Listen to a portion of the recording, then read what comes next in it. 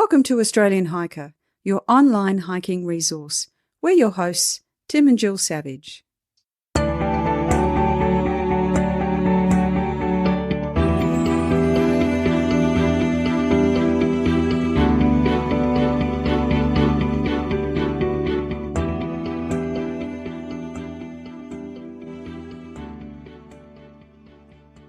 This is episode 133 of the Australian Hiker podcast. And in today's episode, we're going to be talking about the Light to Light walk. This walk is located on the far New South Wales south coast, just south of the coastal town of Eden. The northern trailhead is Ben Boyd Tower, and 31 kilometres to the south, the southern trailhead is the Green Cape Lighthouse. For many people, they will do this walk as a 2-day walk or maybe a 3-day walk if you want to do something really easy. There are a number of campsites, both formal and informal along the way. So you've got a number of options about how you do this walk, whether you go north or south.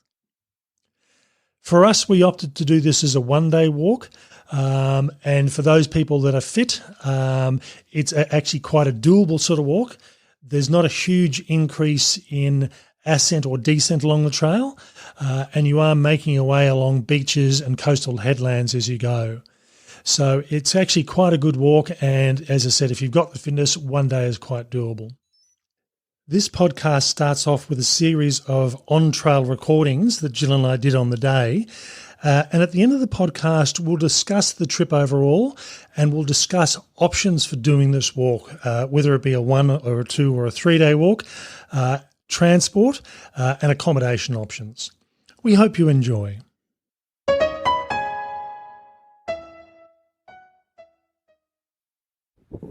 Good morning. It's Tim and Jill from Australian Hiker. It's Saturday morning, the 23rd of November. It's 7:24 in the morning. We're here at the Ben Boyd Tower, and the plan for today is to walk the Light to Light walk. Now, this walk takes, depending on which way you want to head, from Ben Boyd Tower and finishes at Green Cape Lighthouse, and you can do the other way as well. And this is a 31-kilometre walk, which is normally recommended to be a 2 or a 3-day walk. 2 days is relatively easy. 3 days is pretty cruisy. 1 day will be a hard push, but we're not carrying a huge amount of gear. You always got to do it the hard way. We've always got to do it the hard way. And for me, this is an opportunity to see how my legs recovered from my recent injury. I've been building up slowly, and I want to see how I go on a longer walk. The thing with this walk is there's a number of things. It's walking along coastal areas. We cut down onto beaches occasionally. We've very much got the ocean with us for most of the day. It's quite funny, actually, if you go into Google Maps and do how long does it take to walk the Light to Light walk, it says 6.5 hours. That's a pretty good pace at around about 4.5 to 5 kilometres an hour, but doable. And from what I've read up on this walk, the hardest part of the walk is around about the first 5 to 7 kilometres, and even that's not difficult in comparison to a lot of walks that we've done in the past.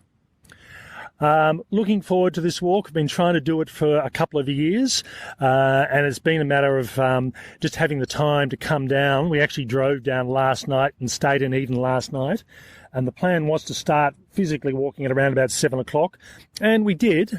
We got here just before 7, and we've just spent time looking around the Whaling Tower, and we'll head off. Because we are doing this as a one-direction walk, I don't feel like doing 60 kilometres, and we didn't want to bring 2 cars. Jill's dropped me off here at Ben Boyd Tower. I'm going to walk south. She's driving down to Green Cape Lighthouse and is going to walk north and will meet me somewhere towards the middle. I'd say probably more towards, less towards the middle from her direction.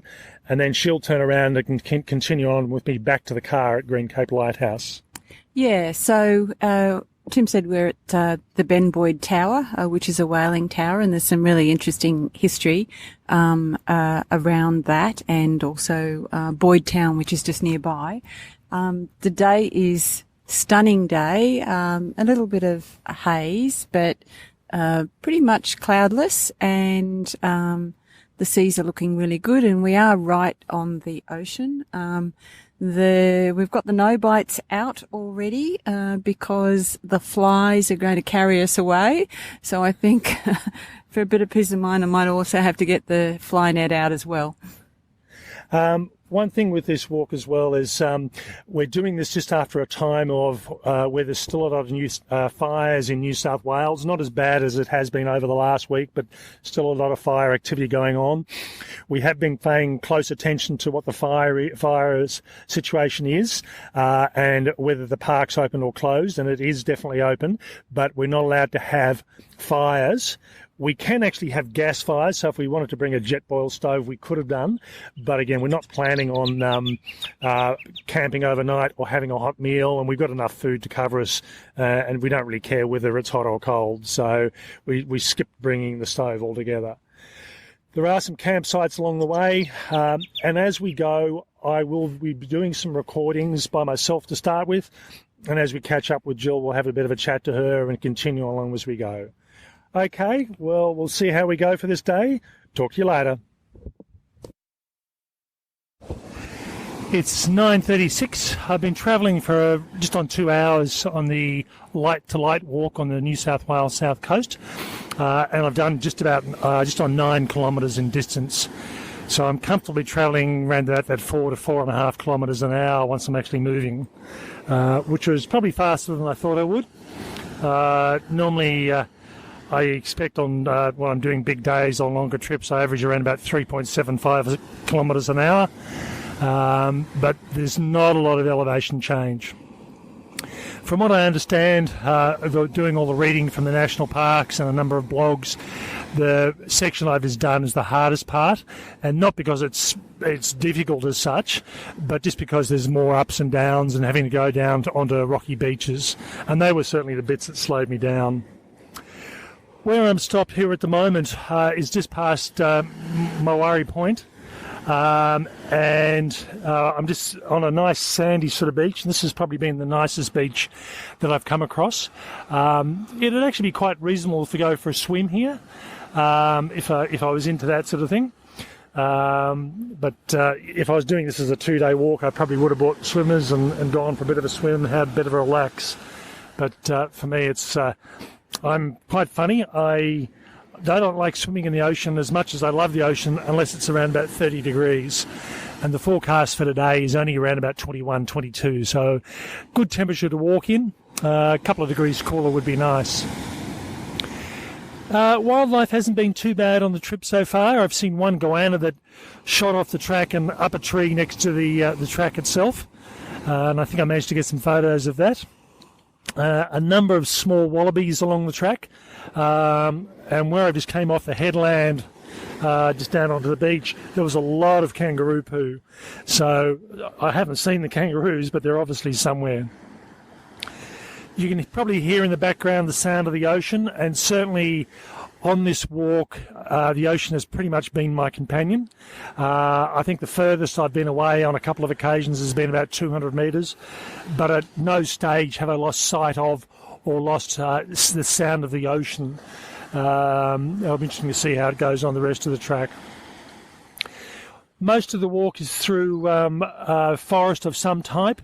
I'm not walking through a lot of open, bare ground. Certainly Mowari Point is probably the one that I was actually where I had the most open ground area. But otherwise it's been pretty semi-shaded and protected. So I think even if you were doing this in the middle of summer in a 30-degree day, it would be quite good. Okay, I'm just going to have a bit of snack and then head off again. Talk to you later.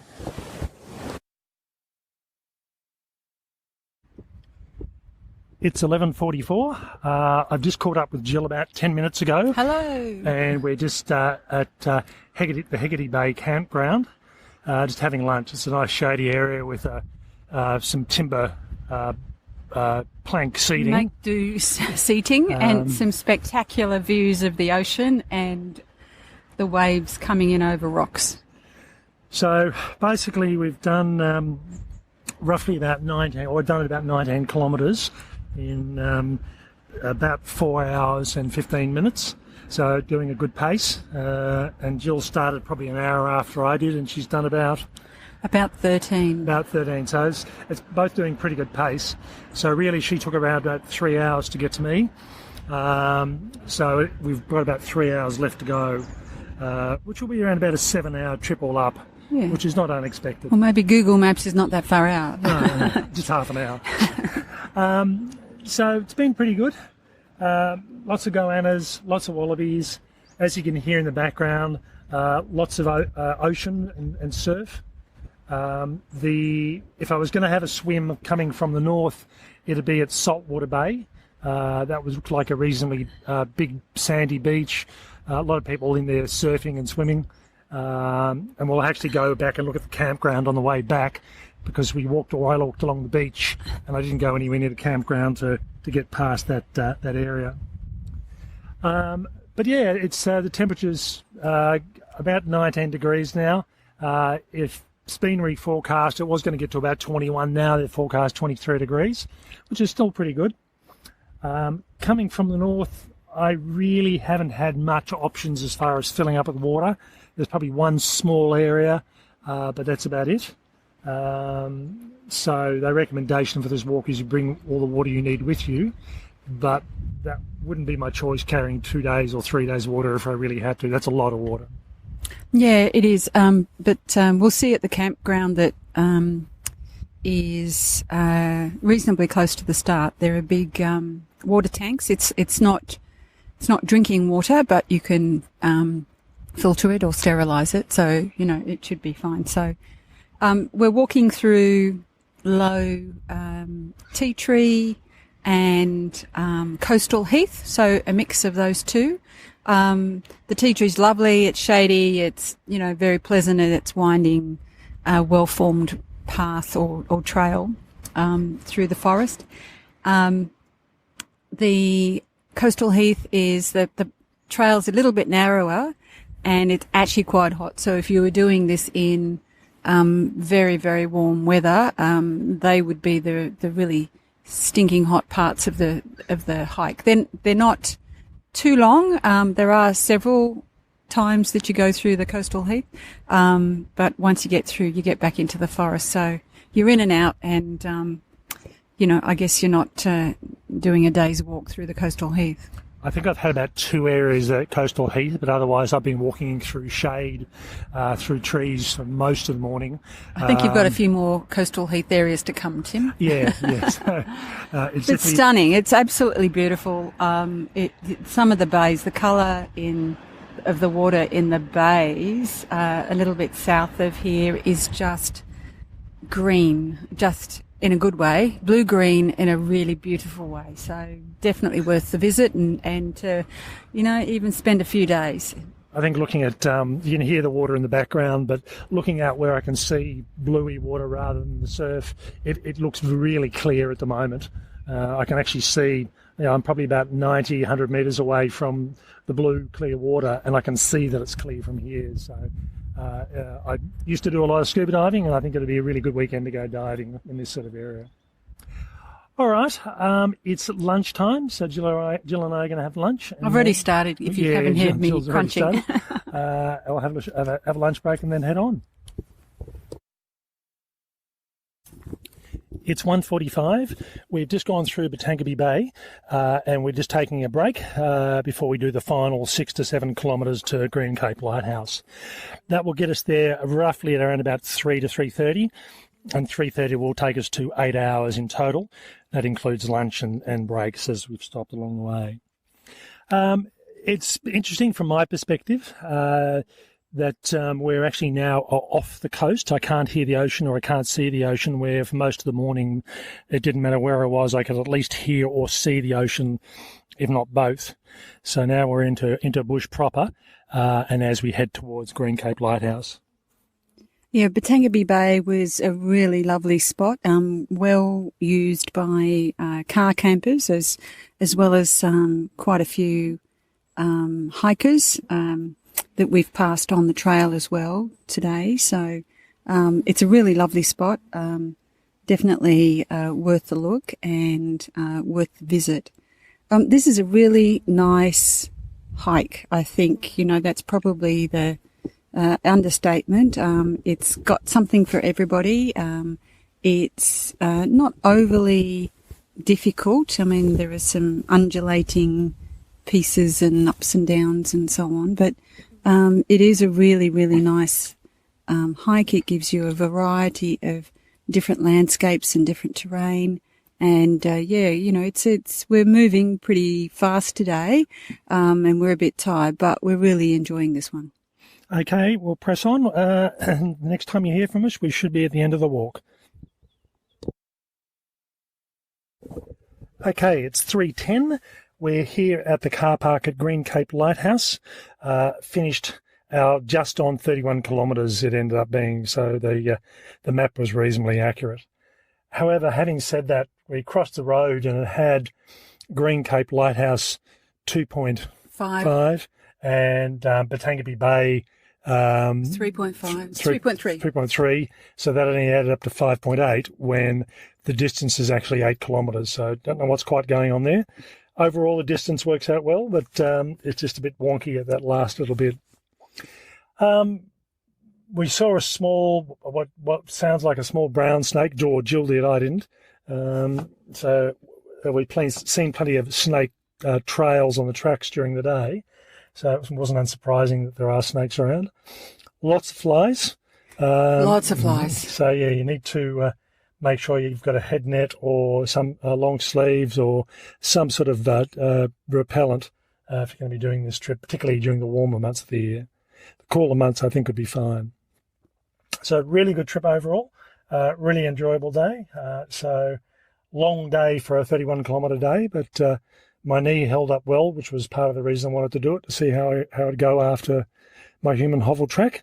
So I think I know what I need to do now to keep my legs happy and cheery. So just have to do it rather than know it. Yeah, this is a really, really, really nice trail. We did it in one day, and it was a bit of a journey. But there are all sorts of different ways you can do this, and we'll talk about that a little bit more when we do the close off of the podcast. But yeah, it's well worth discovering, and some of the bays and some of the little hikes in and around the bays are just stunning. I just can't use any other word. Okay, that's us for today.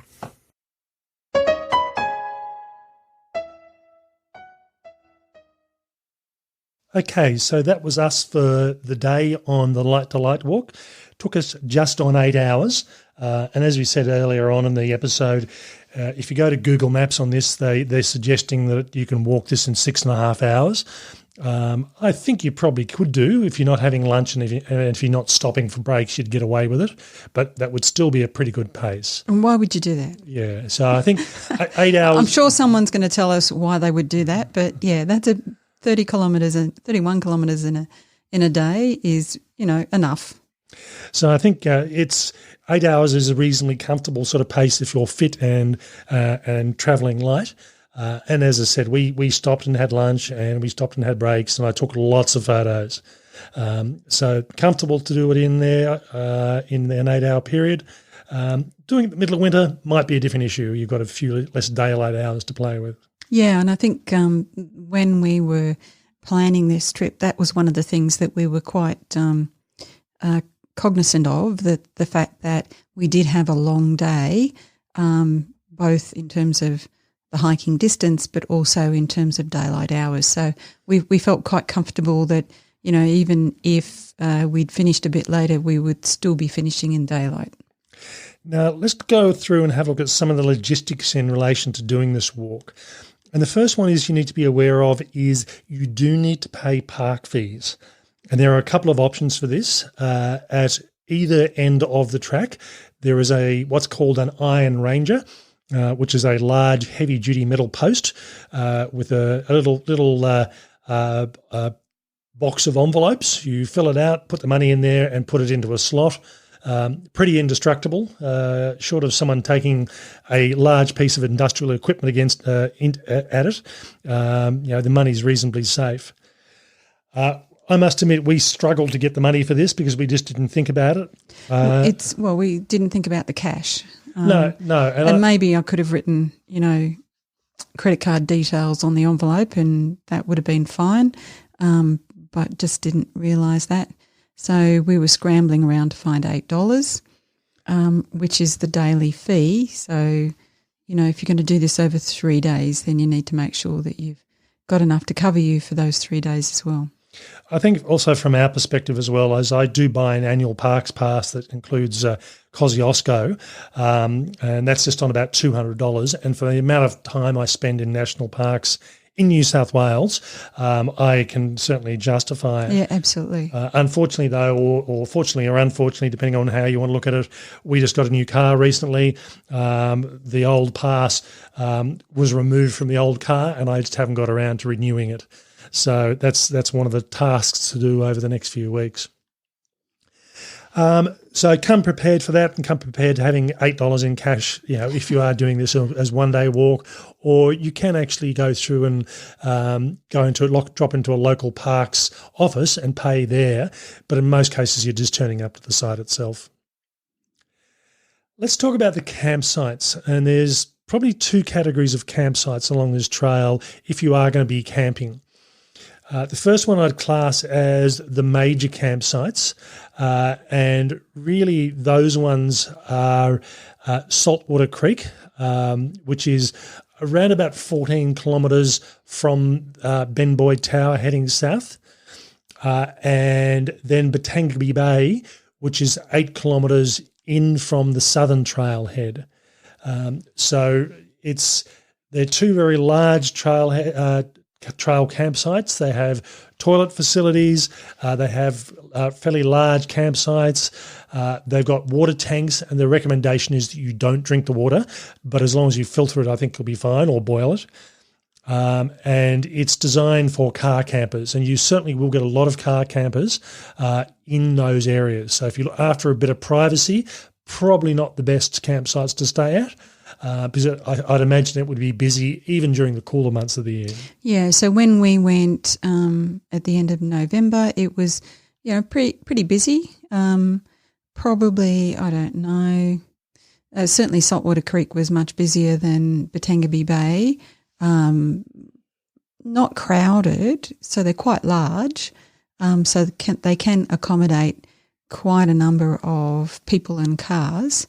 But as you say, if you're wanting a little bit of isolation, they're probably not the campsites to go to.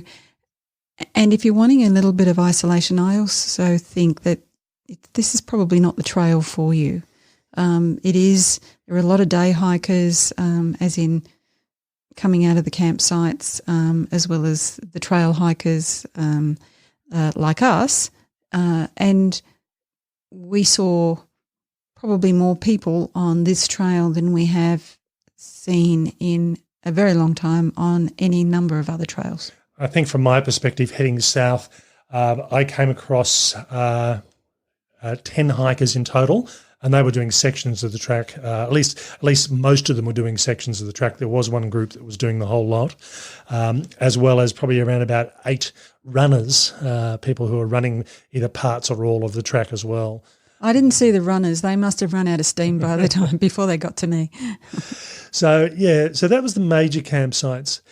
There are a number of what you'd class as secondary campsites, and these have very limited infrastructure. They've got flattish ground, and in some instances, Hegarty's Bay is probably a good example. You would be struggling to find a piece of dead flat ground at that campsite. Well, I did find one site which was just a little bit out of the Hegarty Bay campsite. It was quite next door to it, but you needed to come out around a little bit. And it was right on the edge of the trail. So you weren't quite in the way, but you probably would have seen a bit of traffic during the day if you'd camped there. But really nice site. I'm sure if you searched a little bit harder than us that you'd find at least 1 or 2 possibly flatter sites in that campsite. So there are some options. So we'll talk about some suggested options if you're doing a 1 or a 2 or a 3 day walk in a moment. But you don't have to only stay at one campsite or two campsites. It really depends on the distance you're covering. If you do, and we'll talk about that more in a second. In relation to camping, we're also looking at water. Now, as Jill said, we did this in late November. We are the eastern coast of Australia, and much of Australia is in drought at the moment. There were a couple of water sources, but I would more than likely want to filter that water. There was one site that had flowing water, but most of it was just stagnant. So, if you plan on camping overnight and you're not planning on carrying 1 or 2 or 3 days water, and that's a lot of water if you're walking for 3 days, the other option is to drop into either salt water or Batangabi, get water out of the rainwater tanks. Again, I still would filter, but that's probably a better option. It means you're only having to carry water for that particular day as you're going. For me, I carried 3 litres of water, as did Jill. I ran out of water probably around about 3 kilometres from the end of the track, but Jill had plenty at that stage, so we were fine. We loaded up on water before we started, so that's always a good option. And we had a stack of water in the car waiting for us, so we didn't have to drive anywhere to get extra water. We could have, and we had planned that if we needed to, we would just drink all the water that we were carrying on the basis that we had plenty of water in the car. Now, in relation to walk options for this, and as I said, really you can spend as long as you want walking this track if you really want to, but I'd either be looking at doing this walk as a 1 or a 2 or a 3 day walk. Now, in relation to 1 day walks, we started at Ben Boyd Tower and walked south to Green Cape Lighthouse. The daytime temperature that we had was 23 degrees.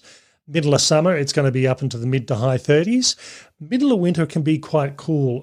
I've spent a lot of time around the Eden area over the last 20-odd years, and I have had temperatures approaching 0 degrees in July, and that's even on the coastal areas. So you do want to come prepared for whatever time of the year you're dealing with, and that means either having enough shade and water during the summertime, or having enough clothing and protection to keep you warm during winter. Yeah, some of those areas around the coastal heath would be pretty exposed. The wind was blowing quite a lot when we were there, and it wasn't so much of an issue. It was hot wind, but in winter that would be absolutely icy and strong. Now, I still think, from my perspective, I'm as glad that I started off at Ben Boyd Tower and headed south. However, if I was doing this walk in the middle of summer and there was forecasting high 20s into 30-degree weather conditions, I'd be inclined to start from Green Cape Lighthouse, because that section back to Batangabi Bay, which is around about 8 kilometres, is relatively open and exposed. If you start your walk in the morning, you get out of the open and exposed area and you have a lot of shelter walking in through wooded area for the rest of the day. But again, personal choice. And I suppose I would say one other comment here. For me, the last 8 kilometres from Batangabi Bay to Green Cape Lighthouse, while I enjoyed it, I don't think it was as good as the rest of the track. But that's just a personal opinion on that one. Yeah, so it looks like I missed out on the best bit, I think, doing the car shuffle. I think so. Now, Jill mentioned the car shuffle, and certainly the options you've got here.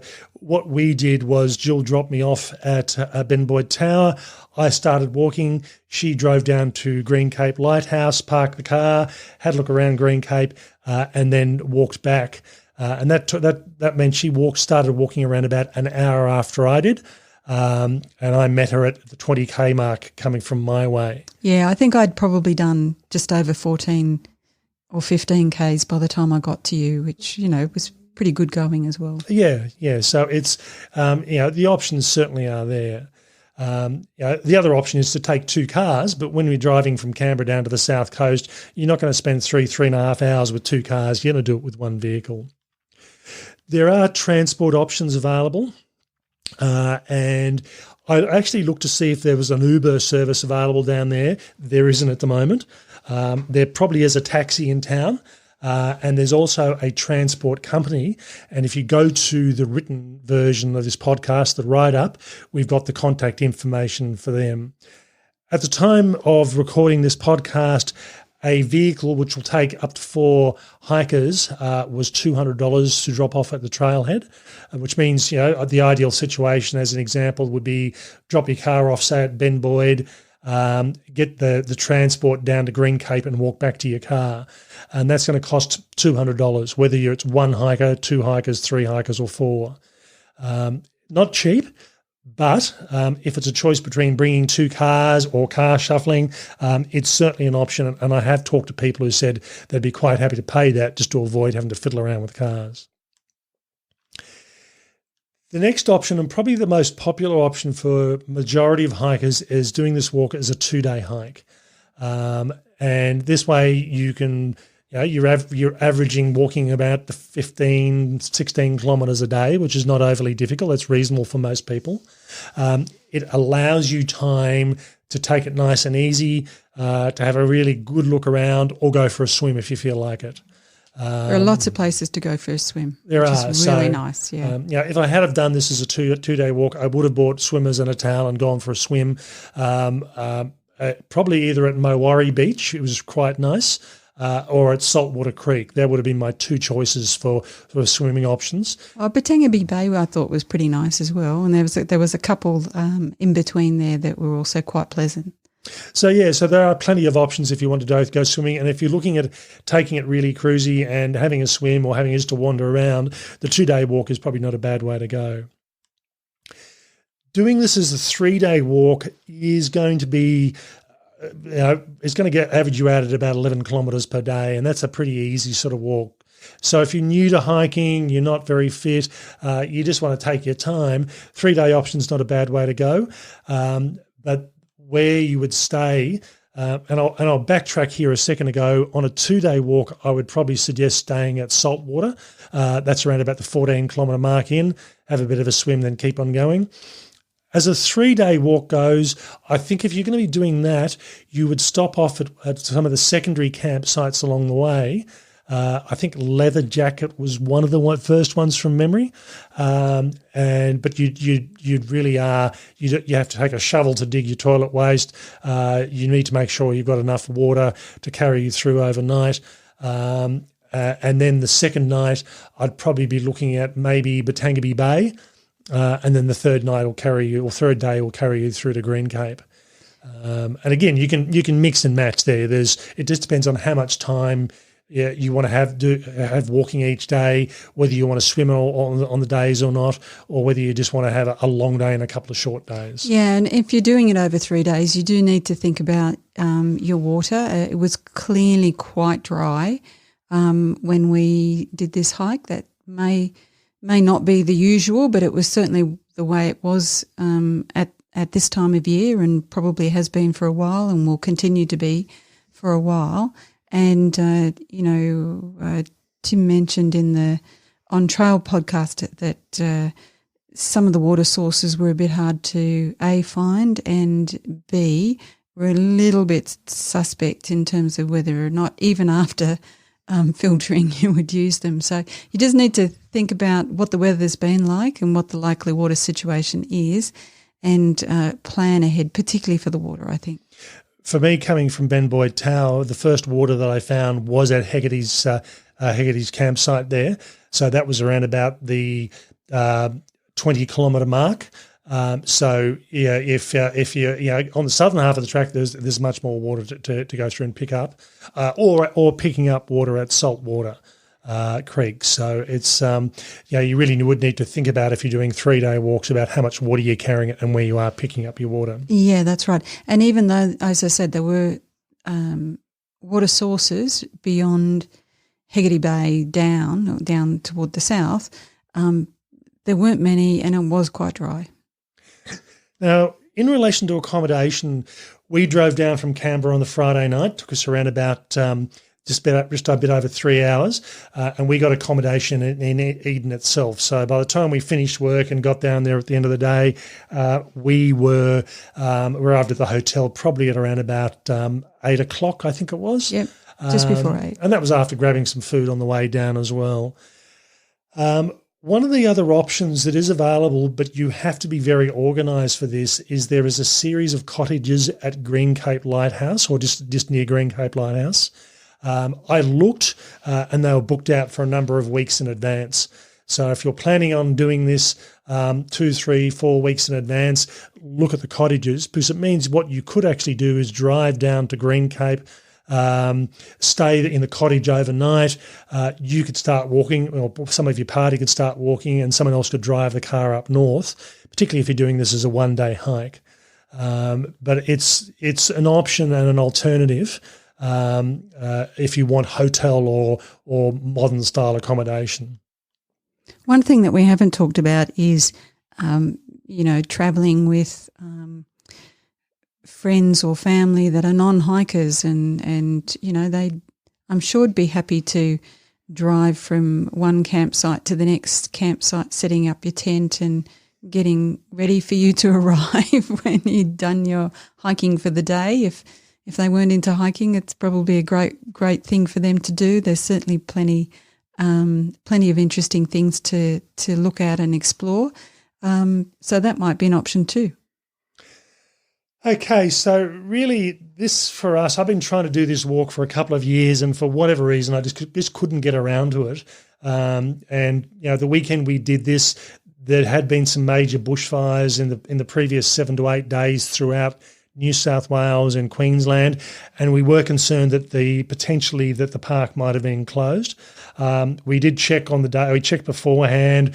We checked on the day that we went, and given that the temperatures were going to be much lower than they were in the northern part of the state, we felt pretty safe. There were no fires within around about 70 or 80 kilometres of this site, and certainly there are plenty of off points on the trail if we had have needed to get off and get a vehicle out of there reasonably quickly, or we could have even stayed on the beaches if need be. But it is something, particularly as you're going through in midsummer and there is a bit of fire danger around, you would want to go through and check. For me, this is probably one of the favourite walks I've done in the last few years. I do like the ocean, I do like hiking, and having the ability to combine both of those is probably my ideal hike. As I mentioned earlier on, up until probably Batangabie Bay, at no point was I either away from visual or from hearing of the ocean.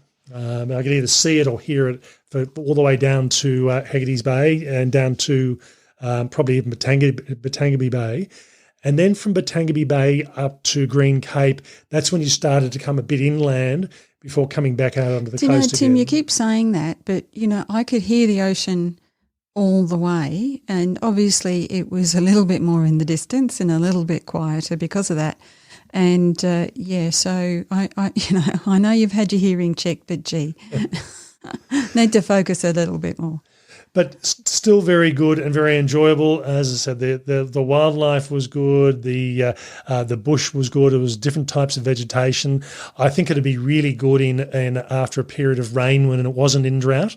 So well worth doing, and I can't recommend it enough.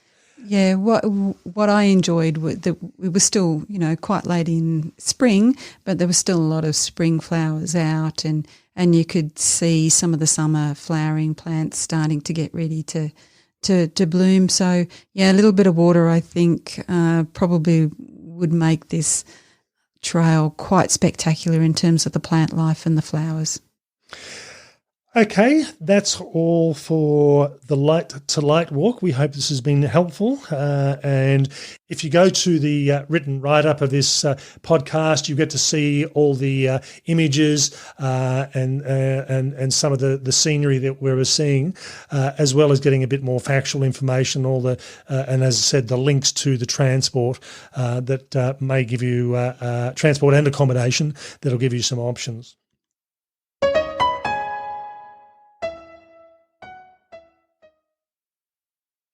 Next week's podcast, episode 134, we're going to go through and talk about sleeping bags. We previously have talked about sleep systems and talked about sleeping mats and sleeping bags in general, but next week's episode is going to be dedicated purely to sleeping bags, and we'll talk about the types and what to look for, as well as be releasing a number of reviews on sleeping bags that we've done over the past few weeks. As always, you can listen to this podcast and all our back catalogue of episodes at the Australian Hiker website at www.australianhiker.com.au, at Apple Podcasts, through Spotify, Stitcher Radio and Podbean. That's all for me. Bye for now. And bye from me.